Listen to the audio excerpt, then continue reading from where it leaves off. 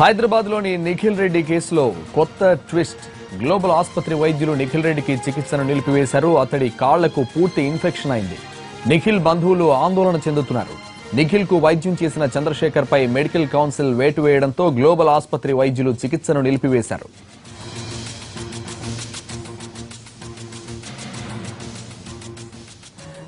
Global ఆసుపత్రిలో నిఖిల్ రెడ్డికి వైద్య సేవలు నిలిపివేశారు. దీనికి సంబంధించిన పూర్తి వివరాలు మా ప్రతినిధి కమల్ అందిస్తారు. కమల్, ప్రస్తుతం నిఖిల్ రెడ్డి వైద్య సేవలు నిలిపివేశారని తెలుస్తోంది. మీ దగ్గర ఉన్న పూర్తి డీటెయిల్స్ ఏంటి?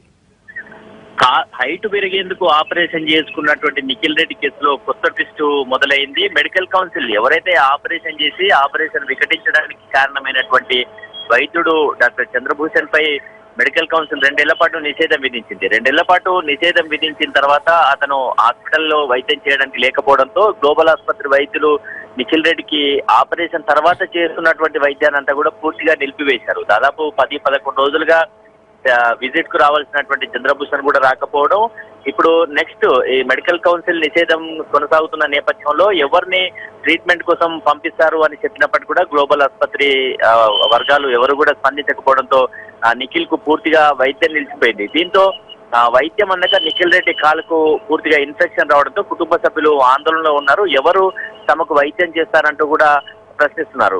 గతంలో ఆపరేషన్ వికటించిన తర్వాత నిఖిల్ రెడ్డికి నేరుగా డాక్టర్ చంద్రభూషణ్ ఇంటికి వెళ్లి ఎప్పటికప్పుడు ఆపరేషన్ తర్వాత చేయాల్సినటువంటి ట్రీట్మెంట్ చేస్తూ వచ్చాడు. కానీ ప్రస్తుతం ఇది చంద్రభూషణ్ పై వేటు పడ్డప్పటి నుంచి కూడా ఆసుపత్రి వర్గాలు ఎవరు కూడా స్పందించలేదంటూ కూడా నిఖిల్ రెడ్డి తల్లిదండ్రులు ఆందోళన వ్యక్తం చేస్తున్నారు. వెంటనే ఆసుపత్రి వర్గాలు స్పందించి నిఖిల్ రెడ్డికి వైద్యం చేసేందుకు ఎవరో ఒక వైద్యుడిని కేటాయించాలంటూ కూడా వారు డిమాండ్ చేస్తున్నారు.